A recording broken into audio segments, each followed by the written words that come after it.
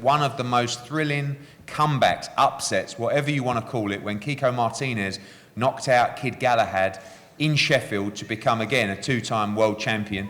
And then from there, turned around and said, I want Josh Warrington. I believe I beat him last time in Leeds, and I believe I'll knock him out this time. Fast forward to a phone call to Josh, who wasn't expecting it, didn't really get a moment to think about a fight with Kiko or becoming a two-time world champion.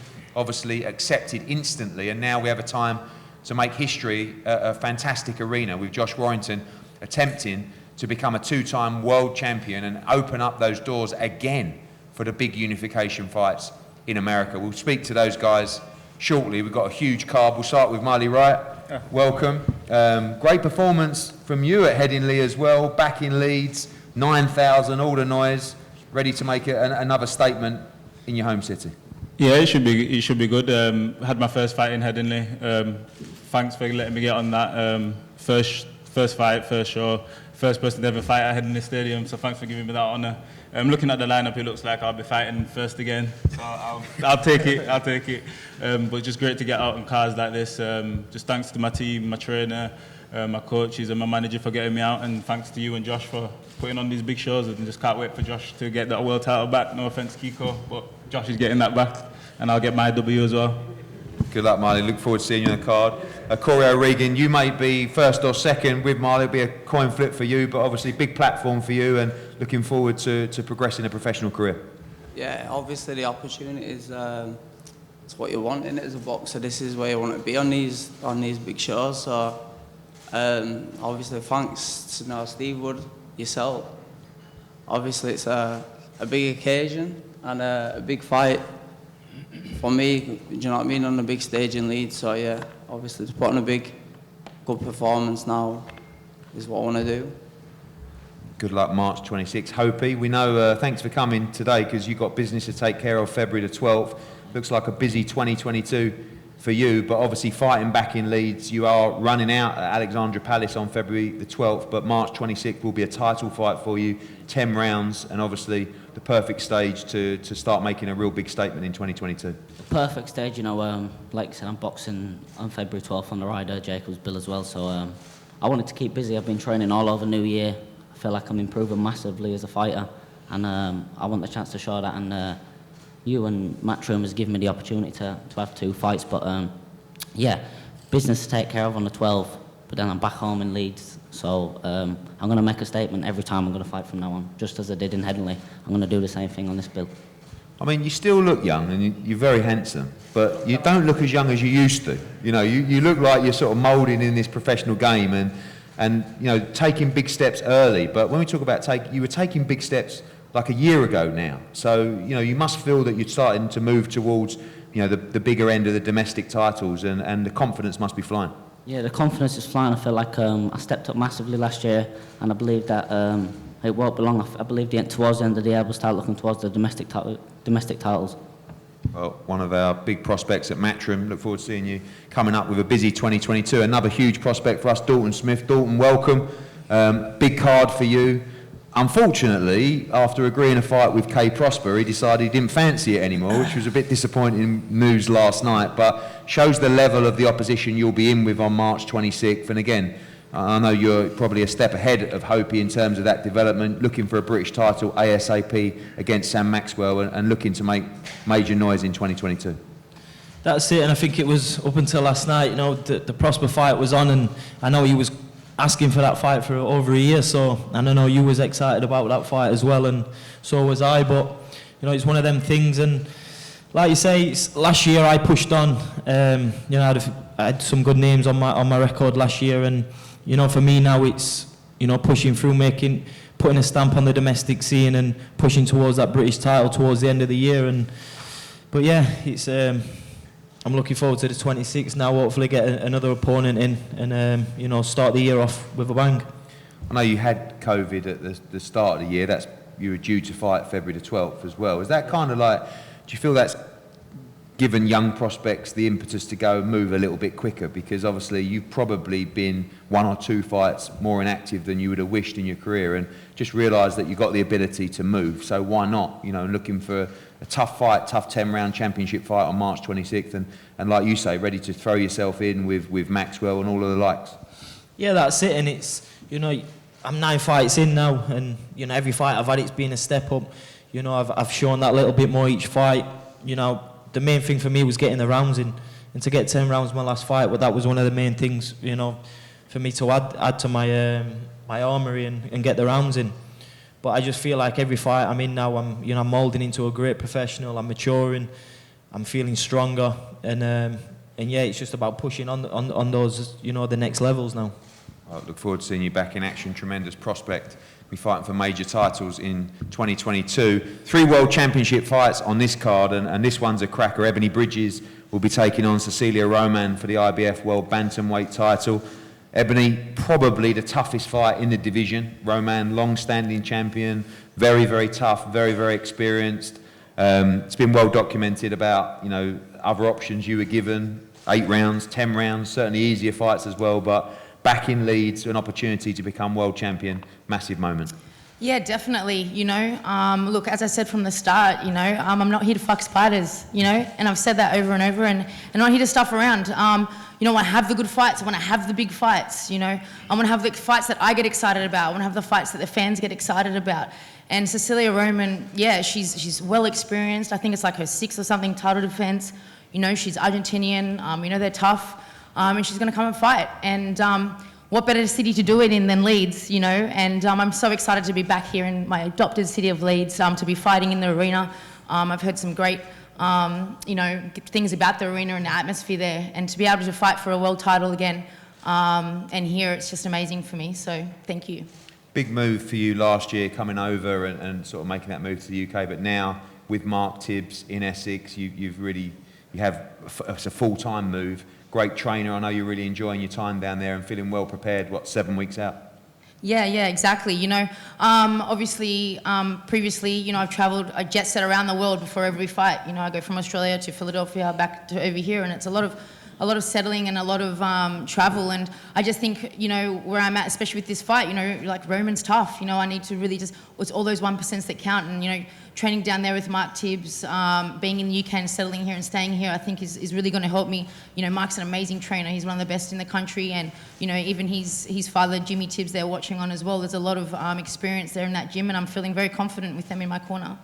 And finally, the doors that this opens up. I mean, to win a world championship is a great achievement, but next weekend in Phoenix, we've got Jamie Mitchell fighting Carly Skelly. Obviously, Shannon Courtney lined up for the rematch for that. There's some huge fights in the division, and would be a life-changing moment if you could become world champion on March 26th.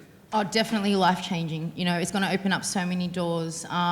It's being a champion is like one of the pinnacles, you know what I mean? And it just, you know, obviously the division's hot, the bantamweight division's, you know, been hot for a while now, and I'm excited for every single fight in the division, you know, and, you know, obviously I'm just focused on Roman. I think that's the most important thing for me right now, but obviously looking beyond, you know, it's only going to be exciting from there on. Well, good luck and a tremendous fight. March 26th, Ebony Bridges challenges for the IBF World title. The IBO World Lightweight title, another fight that just popped out of nowhere in the last few days. Maxi Hughes were in the search looking for an opponent, and Lee Eaton from MT come on and offered up Ryan Walsh, and I thought, this is a great fight. Ryan Walsh has got plenty of support coming up from East Anglia. Maxi Hughes, plenty of support as well. It's a domestic fight, great scrap. Ryan, well done, and I know you always ready, always looking for the fights, but out of the blue this one, and a really, really intriguing matchup.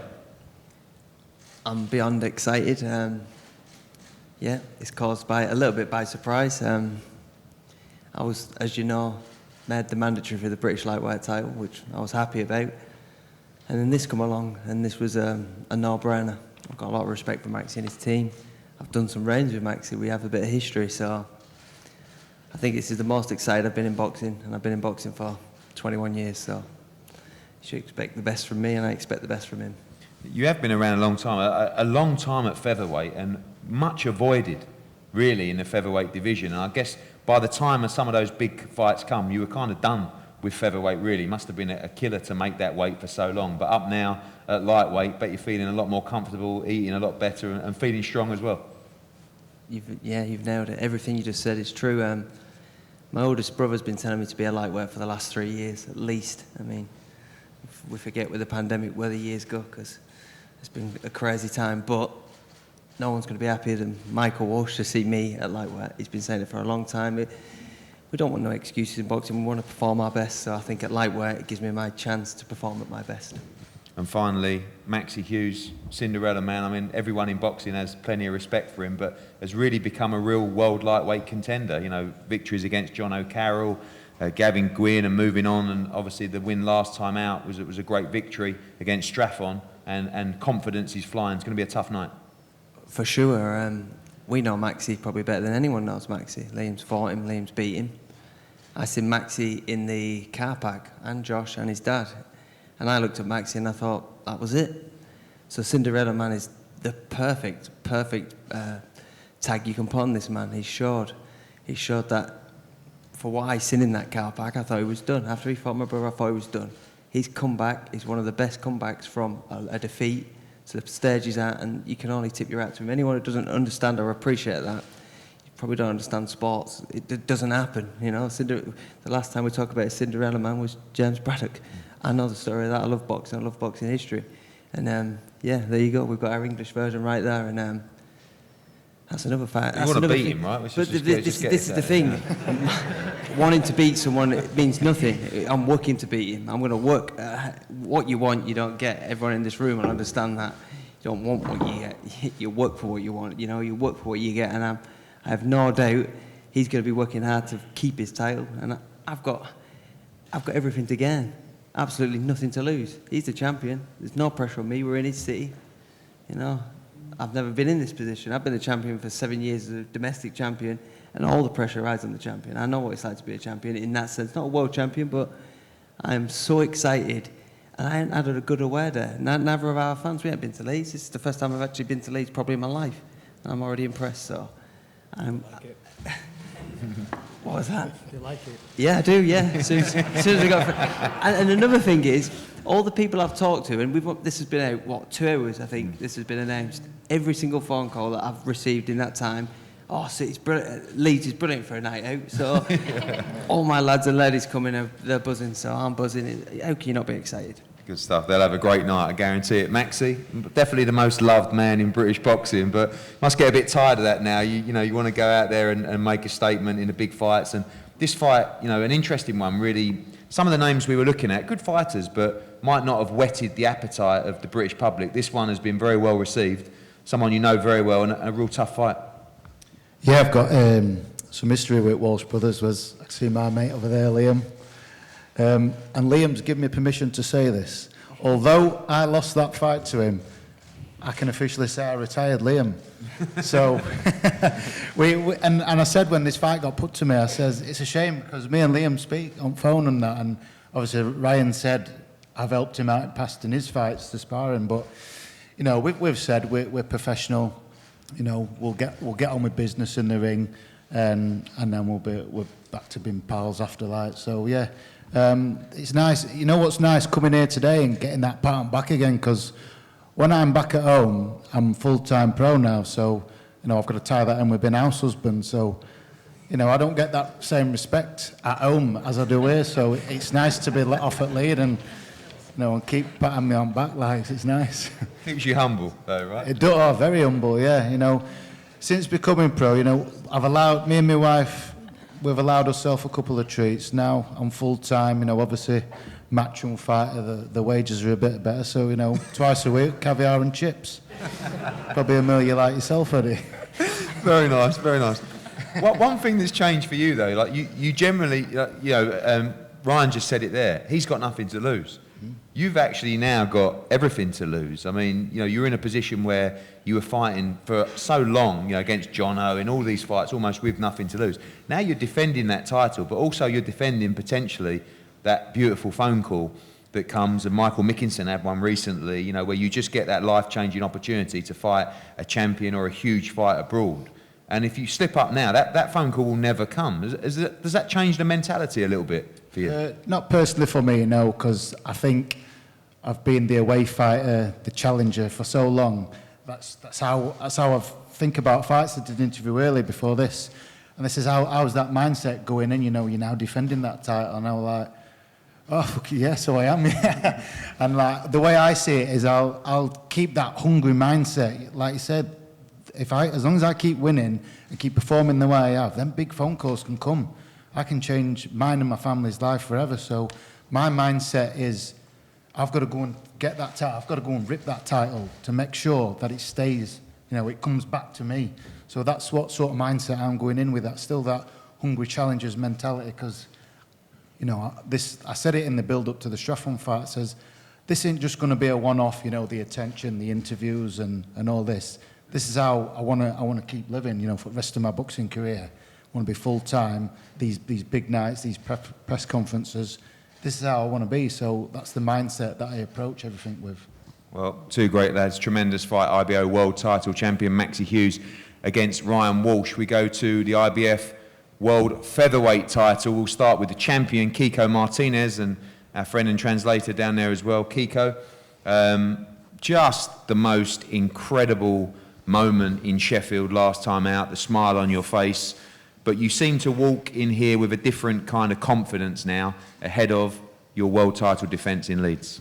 Sí, Kiko, obviamente fue una noche impresionante cuando te vimos la última vez. La sonrisa que tuviste en la cara después de la pelea fue impresionante, pero vienes con más confianza esta vez, como una mentalidad diferente, ¿verdad? Sí, con la misma mentalidad, no, con la misma mentalidad. Bueno, perdón. Thank you, Eddie. Thank you, Marlon.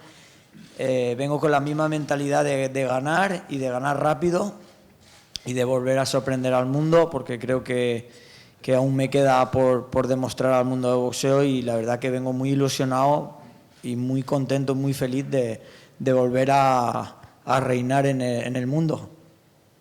Yeah, so I kind of come with the same mentality really, and that's to win and to win quickly and to surprise the world once again. This time I'm coming into it, I'm really happy, I'm really delighted to show that I can reign once again at this level. I remember that after that fight, we talked about the Galahad rematch, we talked about other fights as well, but the fight that you were quite insistent on was the Josh Warrington fight. You believe you should have won that fight last time, and this time you believe you'll win again. Do you believe you'll win this fight inside the distance? Sí, obviamente, después de la pelea hablamos de la próxima pelea, la posibilidad de hacer la revancha con Kid Galahad, pero tú insistías que querías la revancha con Josh Warrington porque pensaste que ganaste.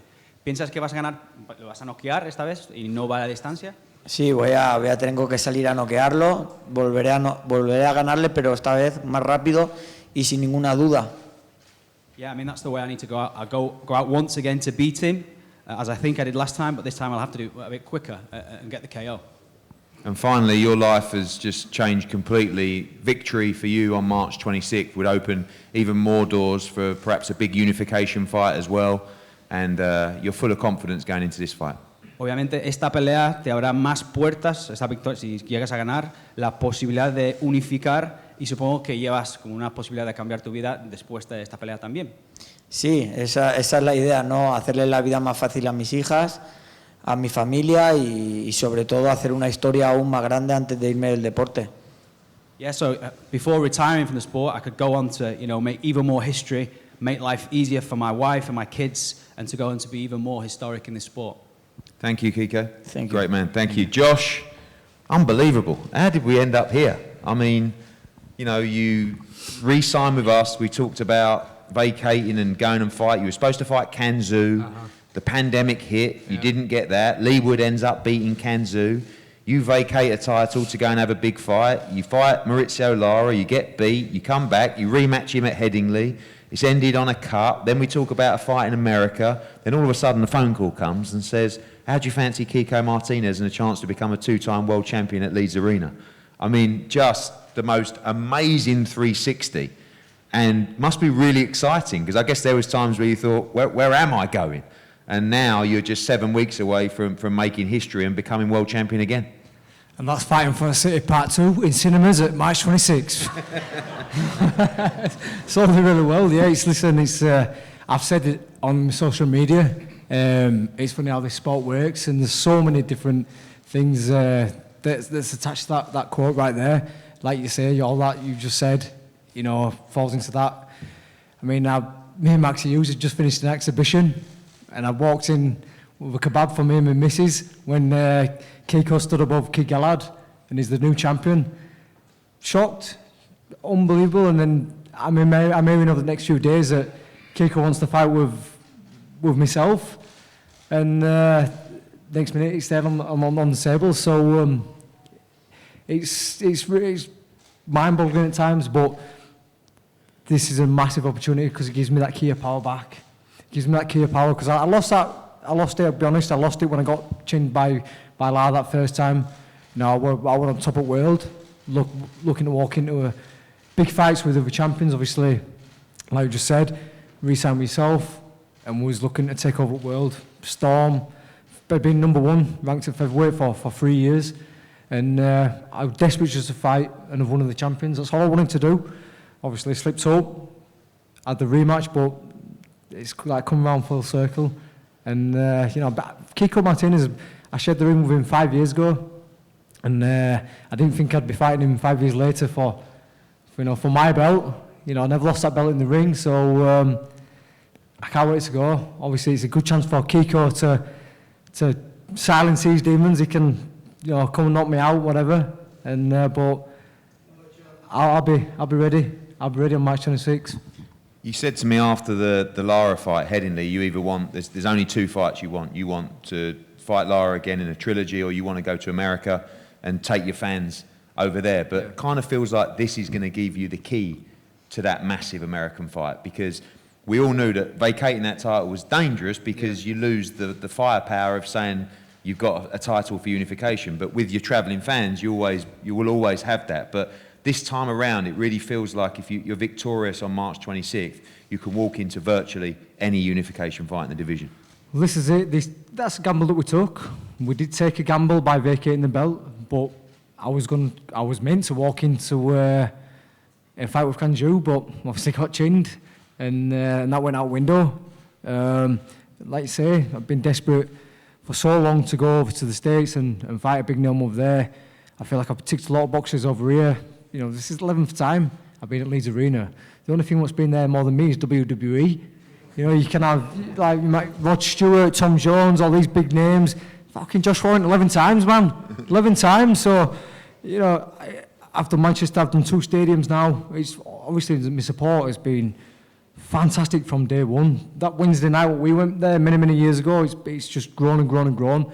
And I just want to give, you know, my fans that opportunity to go watch the PAL fight in the States somewhere. So that's why we're desperate for that. Obviously, as well, I want to put that Lara saga to bed, because I want to be able to sit back and look at my career and say, I beat every single man or I shared the ring with. But like you say, this is a massive opportunity because I have that key power back, I've got a title back. And people could say, oh, well, I might fight Josh Warrington, but what does he bring to the table? Yeah, he's got a bit of fan base, yeah, he might be a bit entertaining, he's got a space red and that, but having that belt, it's just, yeah, right, well, we'll take a gamble against him, so we're back. March 26th, we're back. And come on.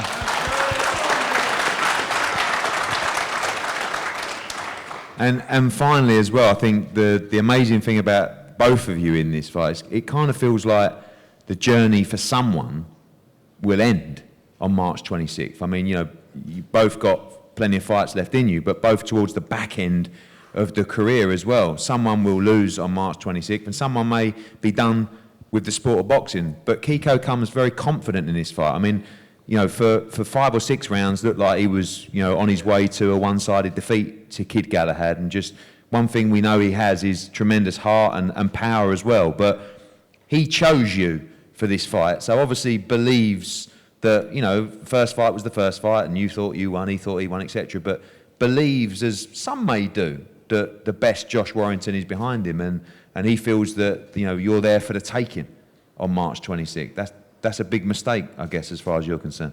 A massive mistake. Can you say that someone's got to win or lose? I could just headbutt him in the first round and then we get technical draw again, couldn't I? But listen, Kiko's is shown. Like I said, 5 years ago, people said, "Oh, Kiko Martinez is finished." look what he's gone on to do. Win European title. He boxed Carlos Jr. That, you know, fight got stopped with a court, but he's gone on to win the world title. He's shown the true. He's a true testament to the word champion. And in his legend of the sport, I've got full respect to him. You know, it's funny as well, like I say, how this sport works. You know, like, he was meant to be my sparring partner for the Lara rematch.